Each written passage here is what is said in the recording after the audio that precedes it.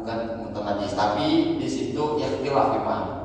Masih ada perbedaan pendapat apakah, mohon maaf yang suka kopi luwak gitu, itu ada yang enggak boleh, ada yang membolehkan. Bagi yang membolehkan itu adalah termasuk muntanajis, artinya barang yang keluar ataupun benda yang keluar tapi dia bentuknya padat dan dia bisa disucikan. Saya yakin PT-nya pun sudah bertanya tuh dengan MUI gitu ya, ataupun dengan ulama, hal seperti ini boleh dilakukan. Jadi yang menyebabkan itu rasanya nikmat karena fermentasinya itu di dalam perut binatang luar, bukan karena buatan, tapi dengan sebab alam itulah yang dibikin nikmat. Jadi apa saja yang keluar dari depan, kemaluan depan ataupun dari kemaluan belakang itu, maka bisa ataupun menyebabkan batalnya wudu seseorang yang sudah berwudu.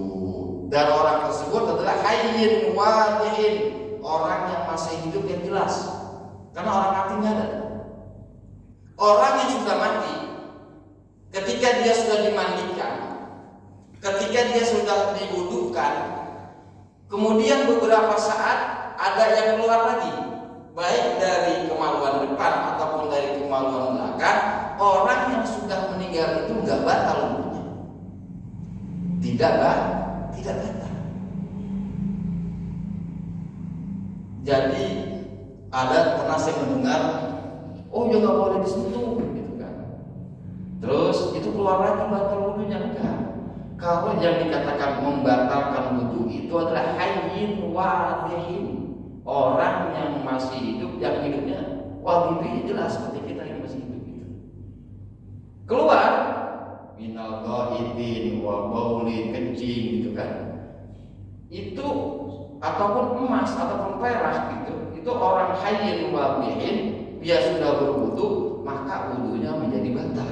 Beda dengan orang yang sudah meninggal dunia.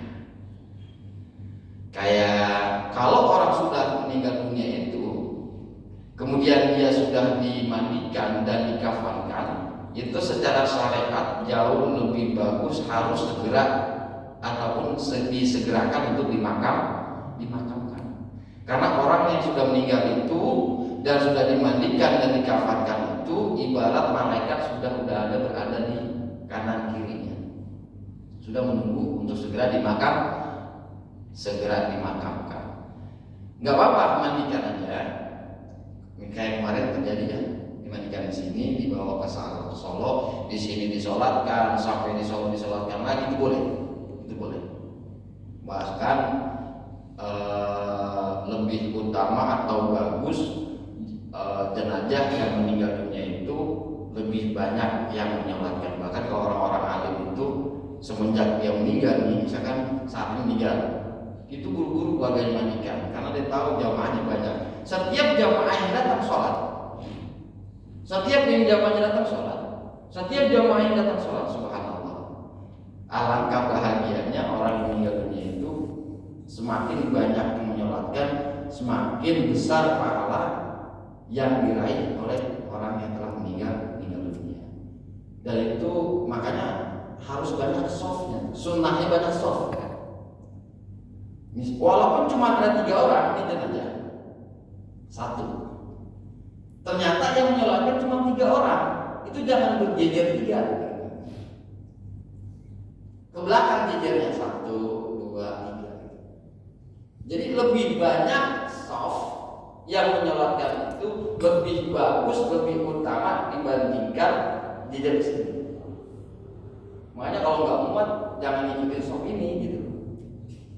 Rapat kan ini jadi masalah, rapat. Dan itu keutamaan atau sunnahnya menyolatkan jenazah itu lebih utama banyak softnya. Apalagi softnya sudah banyak, disambungkan lagi dengan jumlah orang yang menyolatkan itu, benar-benar banyak. Alangkah bahagianya orang yang meninggal dunia. Bagaimana orang yang meninggal dunia itu belum usia 6 bulan 1 detik? Ya agak panjang sedikit ya. Karena kalau anak ataupun manusia lahir ke alam dunia masuk dalam kategori orang tersebut adalah manusia dan wajib diurus ketika matinya itu seperti orang yang dewasa. Bayi itu lahir ke alam dunia walaupun cuma kalimat "oa" manusia. Tapi kalau dia tidak menangis, itu nggak usah dimandikan, nggak usah dikafankan, nggak usah disolatkan. Jadi langsung dibungkus, langsung dimakamkan boleh. Tapi kalau dia menangis, walaupun cuma "oa" sekali, berarti manusia. Dan dia wajib dimandikan, dikafankan, dan disolatkan, juga dimakamkan, sama seperti mengurus jenazah yang sudah dewasa. Bahkan Imam Nawawi itu pada hakikatnya bayi yang lahir ke alam dunia ini semuanya adalah beragama Islam, hatta walaupun orang tuanya itu beragama non-Islam. Kenapa? Begini, pada usia sebulan, ketika nutfah mani berada di rahim seorang ibu, itu kan proses kejadian penciptaan manusia itu kan 4 bulan. Bulan pertama malaikat lapor ke Allah, ya Allah, bahwa bayi atau calon bayi yang ada di dalam rahim seorang ibu itu sudah berusia 1 bulan. Kemudian berusia 2 bulan malaikat lapor lagi. Setelah berusia 2 bulan, berusia 3 bulan malaikat lapor lagi, sampai usia 4 bulan melapor lagi malaikat. Maka ketika sampai 4 bulan itu Allah meniupkan ruh kepada bayi yang berusia 4 bulan.